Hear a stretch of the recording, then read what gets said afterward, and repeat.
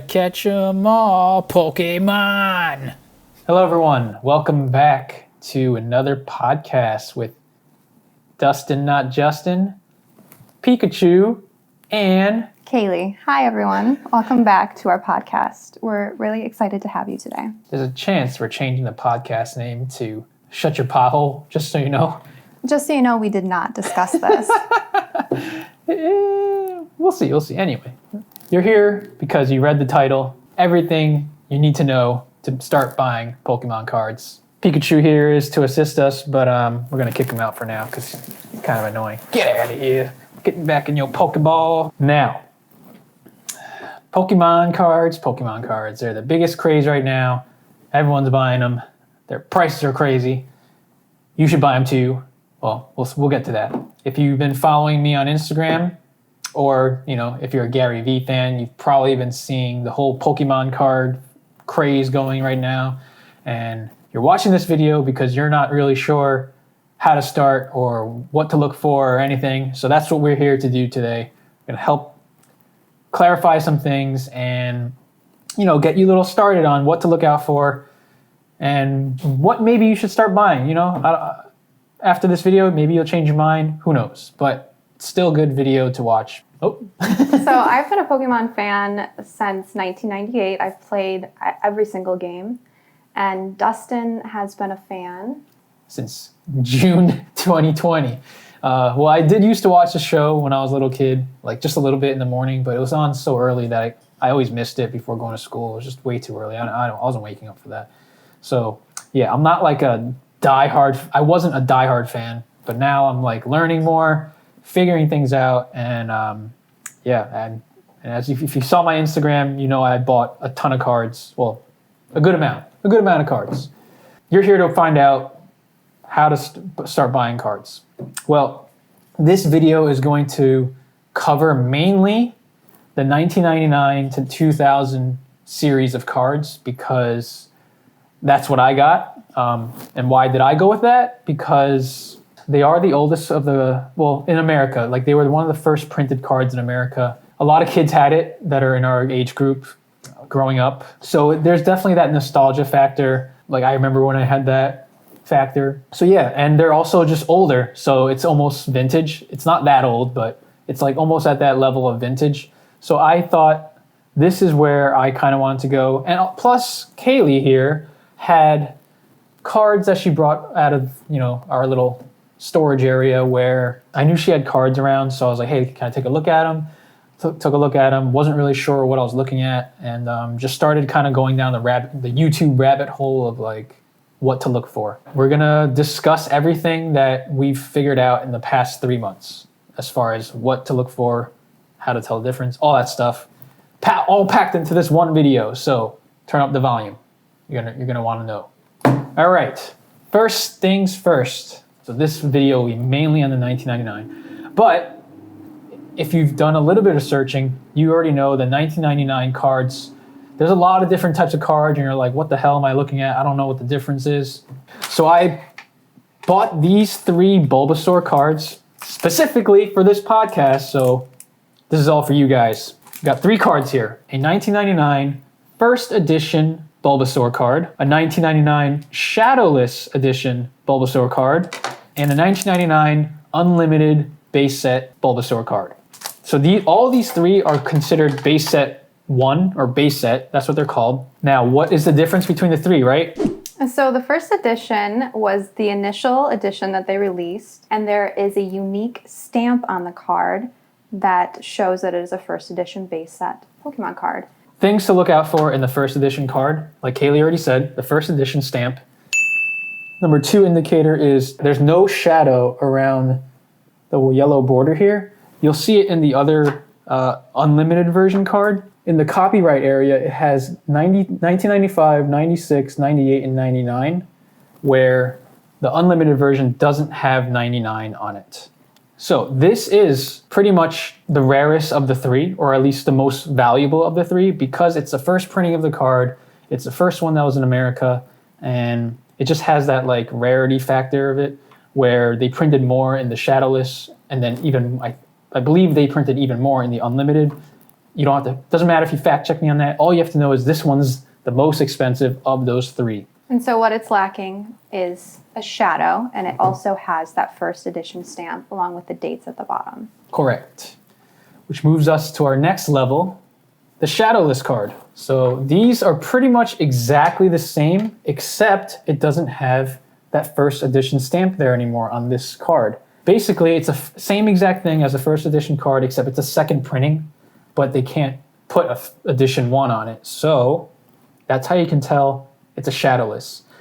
These are second level of valuable compared to the first edition. They still have a good amount of value on them, and they're not as common as the unlimited base set card, which is this.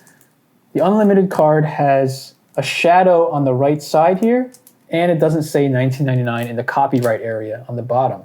So that's how you can tell the difference between the three. So you have 3 of them there. Would you normally collect the shadowed version, or you had mentioned that you purchased the one for this video, or is that something that you find people are doing now as the cards become more rare?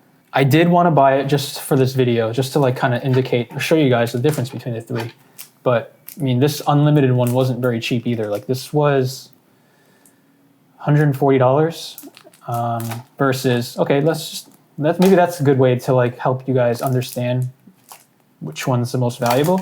First edition Bulbasaur, I bought this for $700.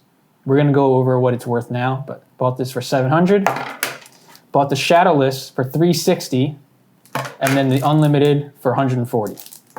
So that's how you can tell the difference between the 1999 base set cards. These are the base set cards because this is like the first series of cards that Pokemon made, at least like mass production wise.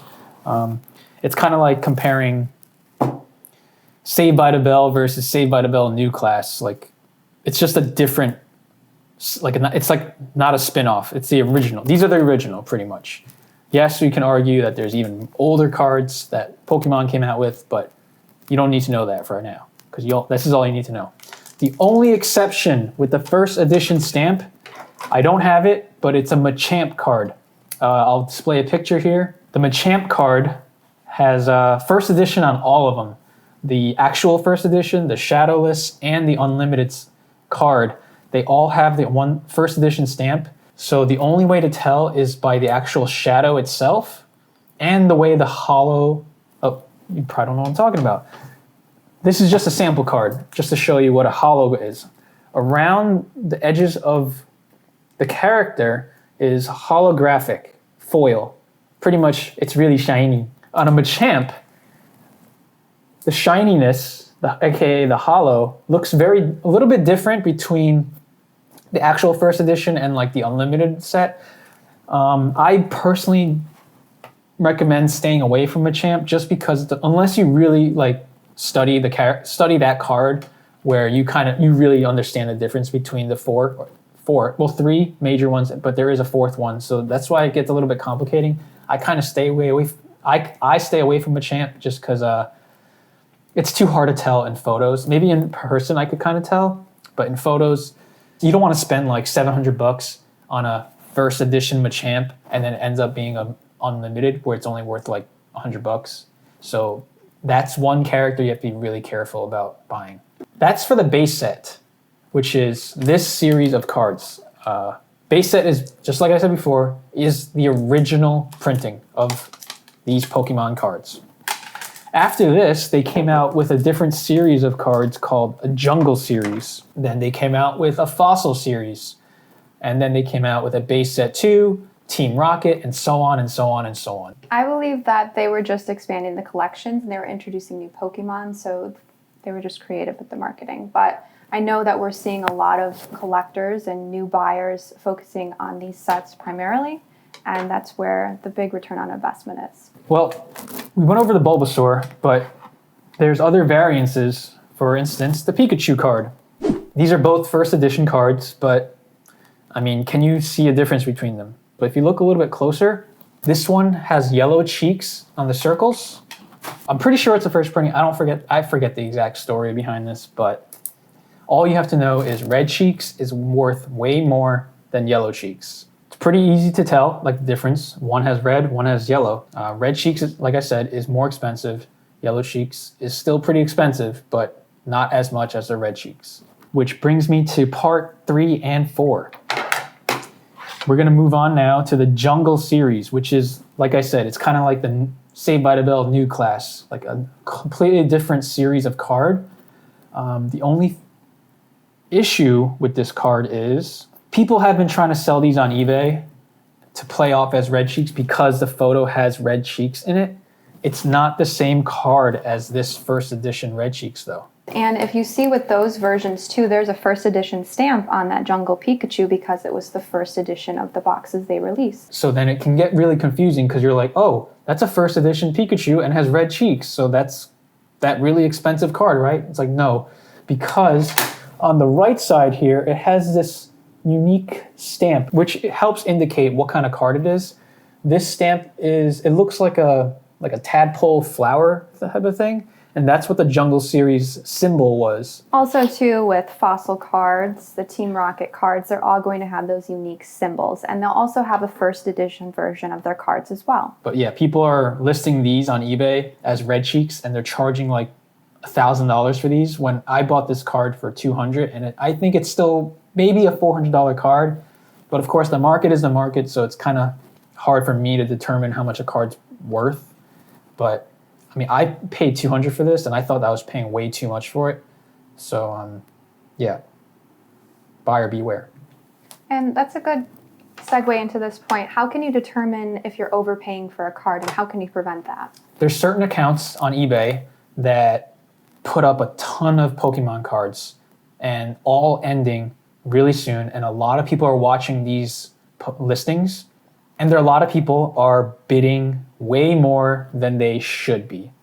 And you're probably saying, well, people are allowed to pay for whatever they want to, right? It's like, yes, but if you're bidding for something that's you end up having to pay $600 for, but there's another listing of the exact same card, it's like $500. Why would you pay $600 if you could just buy it now for $500? So I recommend when you're doing shopping like this, or if you're really interested in a card, really keep your search engine or search type keywords like really vague.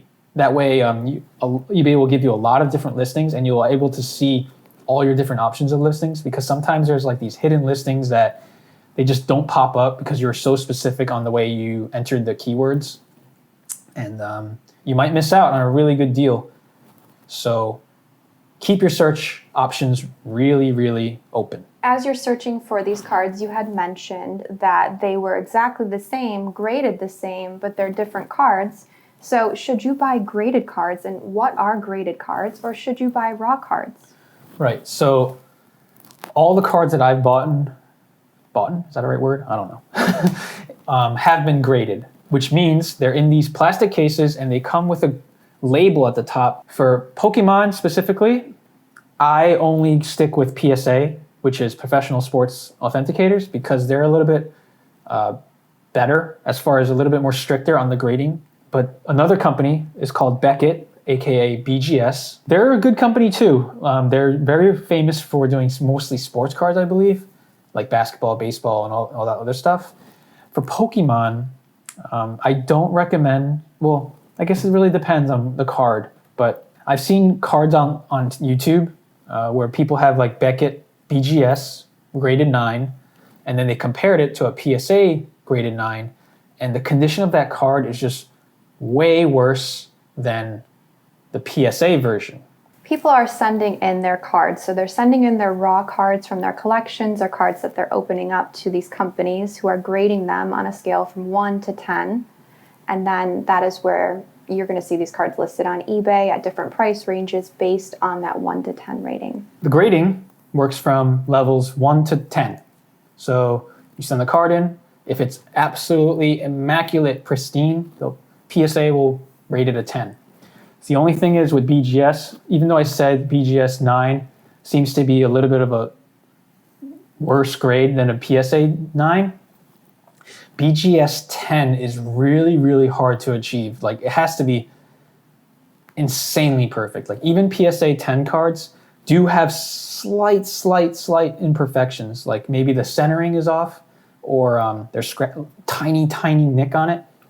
But you're probably wondering, what is this grading based on, right? Grading is based on, I believe, 4 aspects. Centering, edges, corners, and the surface. Pretty much like, is the card in good shape? Like, there's not scratches, dirt, nicks like that. You probably have some raw cards at home, and you're probably thinking, oh, my card looks great. But, I mean, I thought the same thing with Kaylee's cards when like she pulled them out. I looked at them like, oh, they look great. But then after I started doing some research on like how a 10 is graded, the cards that she has is probably closer to a 6 or 7, unfortunately. It's just, there's like a lot of little things that people, or that the graders are looking at that we normal people probably don't really think about. So if you have a raw card at home and you're thinking about getting it graded also, really look at it carefully and think about if it's really worth grading. There are certain cards that are worth grading, but some cards are not worth it. But it's also up to you, because maybe you just want it to be in a nice plastic case. That's your call. And now, say you were looking and considering buying a raw card, what would you be looking for? So in a raw card, you're pretty much looking for, well, there's a lot of different factors. You have to look for the condition of it. It's, for me, like I said, I haven't bought any raw cards myself because I'm just not sure in the photos what the condition of that card is. I don't want to pay for a card like that's like almost like a PSA 10 level price, but then I get it and I try to get it graded, and it ends up coming back like as a 7 because I just didn't look at it carefully. Yeah, so purchasing grading cards gives you that added insurance, knowing that what you're purchasing is at the level that it's already been graded at. If you're home right now and you're going to your parents' attic or something and you busted out your old cards and you're like, oh man, I got a ton of cards here, I want to get them graded, really look at them carefully. Go on YouTube, look up like how to submit cards to PSA. That type of video will probably show you like indicators of like what PSA is going to be looking for, or BGS, I'm sorry, not going to be biased towards PSA. That's how you'll find out where the condition of a card is and whether or not your card's worth grading or not. Now, if I'm looking to shop for a card, where would I go online to find these cards? I've been mainly looking on eBay, just because the variety is better. The prices are a little high, but I honestly have to do a little bit more research to see if there's any other places. Facebook Marketplace has some people selling cards there. StockX is a little high in my opinion, and they don't provide actual photos of the card that you're buying. So that's one thing that I'm a little like, I'm not sure about. That's just me, hey, but you never know. But also their prices are not that great in my opinion. You can, if you understand what to look for in a raw card. This is a raw card, by the way. See, it's not in a case, versus this is a graded card. This is considered a raw card because it just has nothing. It's a card straight up. But if you do know what you're looking for in a raw card, there's also a website called Troll and Toad. That's where a lot of people are selling their raw cards on. I don't know if they're providing photos. I think you can communicate with the sellers to ask for photos, but yeah, the prices there are way cheaper. I mean, it's a risk. You're gambling because you don't know the condition of, like, especially if you don't know what you're doing. Like, if you not know what you're doing, if you don't know what you're looking for, I would stay away from raw cards personally. Like, I think I have a good indicator of like what to look for in a raw card, but I'm still a little like, I don't know. So then graded cards are just a little bit of a safer bet because you know exactly what you're going into. You know exactly what you're paying for. Chances of these being fake is not as high, knock on wood, but not impossible at the same time. I recommend getting if you're trying to get into this game of like buying Pokemon cards, go with graded. It's a little bit of a safer bet. So we should go through some of the cards that you've recently picked up, and you can share with us why you decided to purchase this card. Alrighty. Everyone knows Pikachu, like the mascot of Pokemon. So Pikachu is pretty much the safest. As far as this series, there's a lot of Pikachu cards out there from 1995 all the way to 2019. They're not all winners. you're gonna have to do some research. But if you're watching this video and you want to play it safe, go with the 1999s because they are one of the most valuable ones. Easy to determine, but there's a lot of reprints of these cards too because there's like a 2002 Legendary collections where they printed the exact same picture.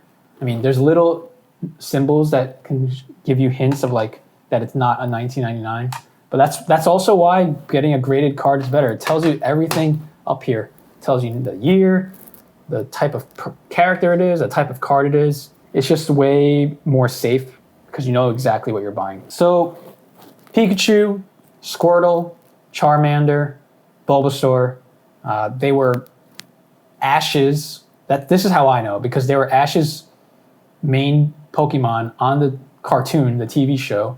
But in the video game, were they the starters also? Yeah, absolutely. So those were the first 3 starters, and then in Pokemon Yellow version, you actually started with Pikachu. They are like the main cast in a way of the show, the video game, all that stuff.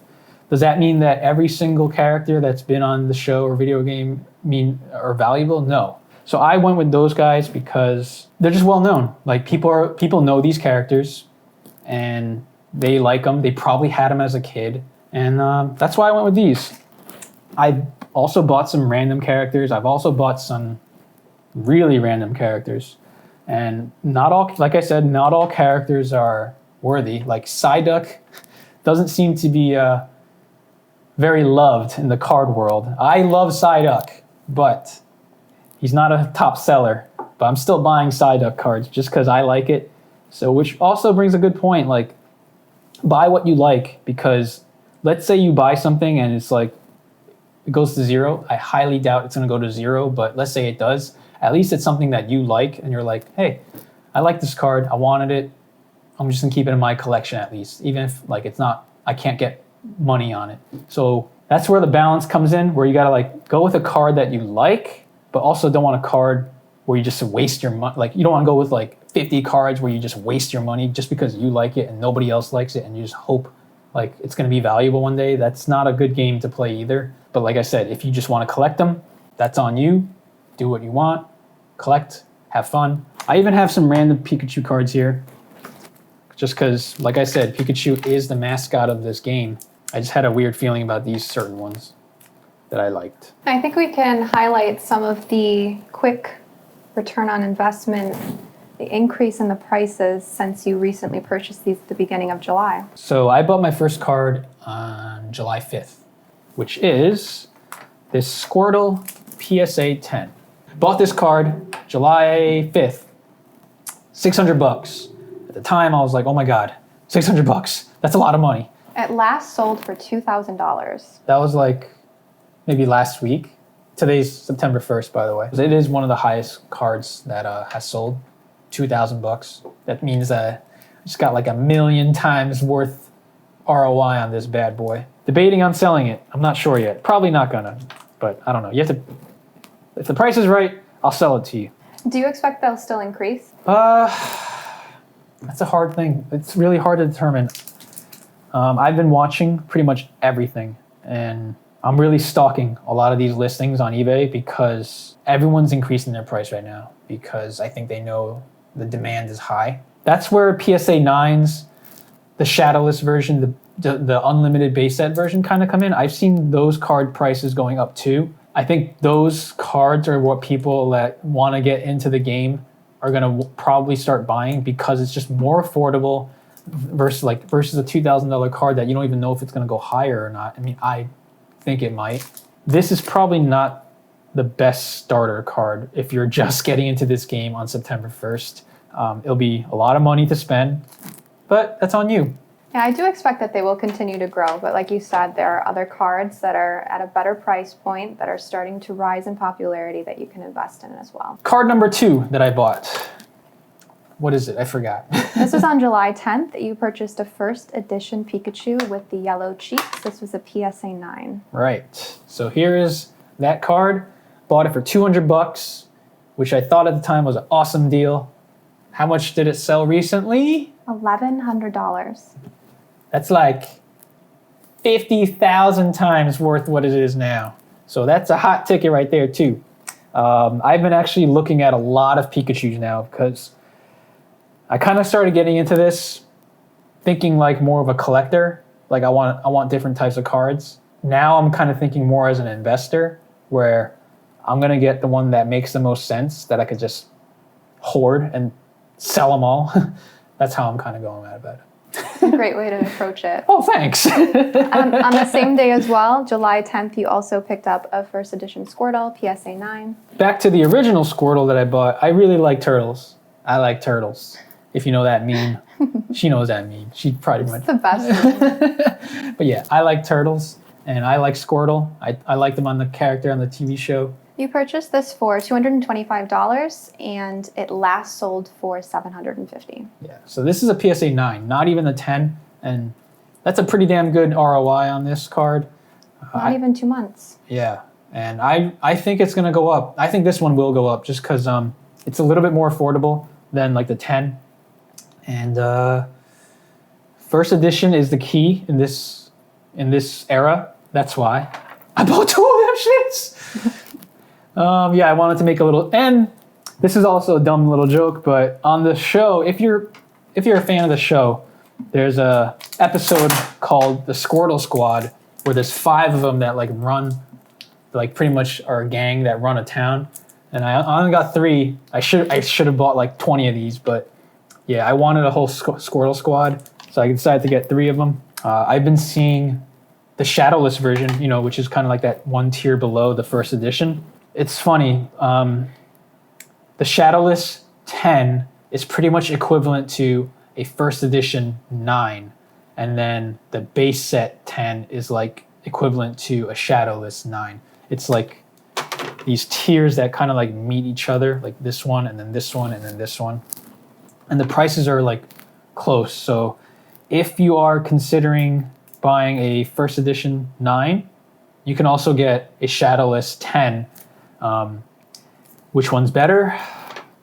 I personally think just having that first edition stamp on there is just way better versus not having it there. But that doesn't mean the Shadowless version is like garbage. Like people are still buying them. So that's really up to you. And like the price might also make a difference. Like maybe it's a little bit cheaper on the Shadowless versus the first edition. But yeah, just start doing research on that. What was the next card? You picked up a first edition Charmander. Yes. It's a PSA 9, your first one there on July 12th. Yep. I bought this one because, like I said, Charmander is a great character.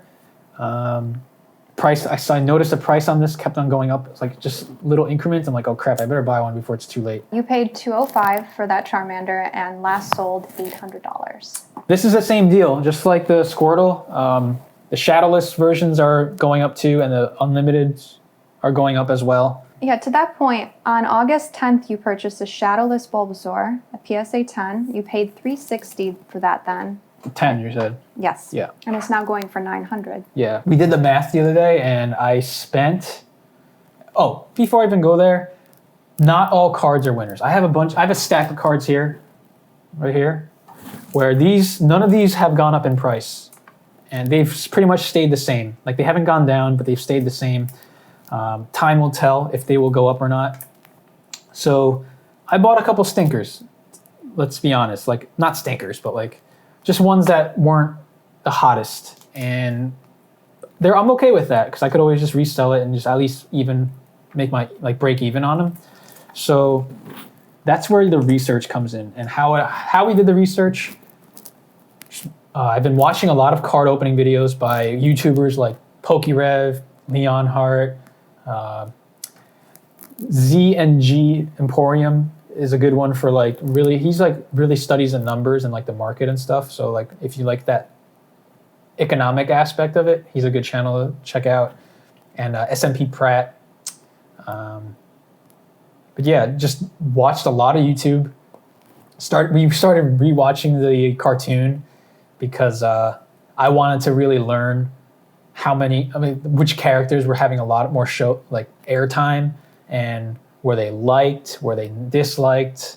Just trying to understand the culture of Pokemon more. Kaylee, of course, just loves watching cartoons. So How could you not love watching Pokemon? I have loved every minute of you getting into Pokemon because it's allowing me to enjoy it too. I'll be honest. I started watching it only because I was like trying to learn and do research, but now I'm kind of into it, and we actually enjoy watching it. So that's kind of cool. Like the fact that it was like the opposite. It went from like work to actually being more fun. And it's something we can connect on, and don't let these costumes fool you. We didn't go purchase them just for this video. We actually wore Pikachu and Ash for Halloween last year. I don't think I forgot to mention that. They're probably like, what the hell is he wearing? Yeah, this is an Ash Ketchum costume. We got it in the last October, so decided to wear it. Yeah, looking pretty snazzy here, you know. Absolutely. I'm just missing my red cheeks. As far as the research goes, yeah, like that's where like Kaylee has been loving Pokemon since it came out, and that really came in handy for me because we're watching the show, or I'm looking at cards like that I see on eBay. I'm like, hey, how's this card? How's this character? You think it's cool? Is it lame? Are they strong? Like, he was asking me all these lame Pokemon, like a Weedle. I'm like, are you serious? No. I don't know. Well, Weedle I could tell because it had like 2 seconds on the show, and it like evolved in 2 seconds. I was like, this guy sucks. Also wanted to mention, Charizard is pretty much like the guy to have in Pokemon. Everyone wants a Charizard. So if you do have a Charizard, pretty much in any condition, I'd say it's worth getting graded. It's that one card that's just probably going to sell, like no matter what, as long as the price is right. Like you do have to do your research on what other people are selling that card for. But Charizard is a huge hit. I'd say Blastoise, which is another good hit. Mewtwo seems like a pretty good. But to be honest, Mewtwo, I've been watching Mewtwo for a while since I've pretty much been doing this entire thing, and that price hasn't gone up too much. I still want a Mewtwo, even though it's really expensive, but Mewtwo's just not going up. Not as much, which makes it cool because I could afford it, but is it a good ROI? I don't know. I would love a Mewtwo. All right, you just heard it. We're buying a Mewtwo. Anything else? No, I think we covered it, but if you have any questions at all, please feel free to leave them in the comments. We will answer you. We may go over them in a future video. Yeah. Well, I guess the one big thing that if you're watching this right now and you're like, oh my God, these prices are crazy. What the hell's going on here? Is it too late? Like you're probably wondering, like, is it too late for me to like get into this? And honestly, I don't think so. But I think you should really do a lot more research, fast, like really fast. Maybe just spend this next weekend coming up, just really obsessing over the videos on YouTube and trying to like just learn. That's what I did. I had to I wanted to move quick, so I just started watching videos on YouTube like clockwork. Like I just watched everything as much as I could. Really started understanding. Started asking questions to her. Pokédex over here. Yeah, pretty much. So yeah, just really, if you want to get into this, I don't think it's too late. You're gonna have to catch up a little bit compared to like people that have already been doing it for a while, especially with the way the prices are going up. I don't want that to discourage you, but be careful also. Like don't overpay for something. Yeah, we'll gladly answer any questions that we know. We're not experts, we're just fans, and we did some research, so we'll help you any way I can. If I don't know the answer, I'm gonna say I don't know. I'm not gonna give you like, yeah, go for that one. Like I'm not gonna do that. We'll give you suggestions. We'll give you recommendations. We'll say we don't know if we don't know because we don't want to give you false hope or false answers and make you go into a wrong decision. But yeah, leave a comment. We'd appreciate it. And if you found this educational, leave a comment too. Leave a like also as well. Or if you're listening, please leave a review on the Apple Podcasts. We're staying on Apple. We're not Joe Rogan here. We're not going to Spotify yet. Actually, I think we are on Spotify. We absolutely are on Spotify. Also, if you have any future topics that you'd like us to cover, you can offer a suggestion too. Doesn't have to be Pokemon, but Pokemon's cool too. We could focus on a certain thing about Pokemon also, and I don't mind that. I know this was a lot of information. So you should watch it twice or even 50 times, you know? You know what I'm saying? Yeah, she knows. So, yeah, we'd really appreciate it. Hopefully you got something out of this. Yeah, like I said, if you're trying to figure out how to, like, what characters are, like, hot, start watching the card openings, because people are, when they're doing these card openings, like Pokerev, Leonhart, I see them, the way they're, like, going through the openings of the brand new cards, they are pretty much passing through cards that, like, are lame, quote unquote, while the cards that they're like, oh, I love this card, they really stop and, like, start talking about it and just pretty much say, like, what the current price of it is on eBay, or, like, just some random fact about it. That kind of gives me an indicator of, like, okay, there's something about this character that people obviously like, so maybe I should look into those pricing of that character. So then that's where I go on eBay, start looking for that card, and if it's in my budget, I go for it. If it's not, I say no way. Anything you would like to add, Shoota girl? Nothing to add, but it has been wonderful spending this time with you, and we look forward to the next podcast. Meowth, that's right. If you watch the show, you got that. You understand what I'm talking about. But yes, thank you for watching and listening to me blab. And I'm just trying to figure out what else to add. I can't. So, Team Rocket blasting off again! Bye, everyone.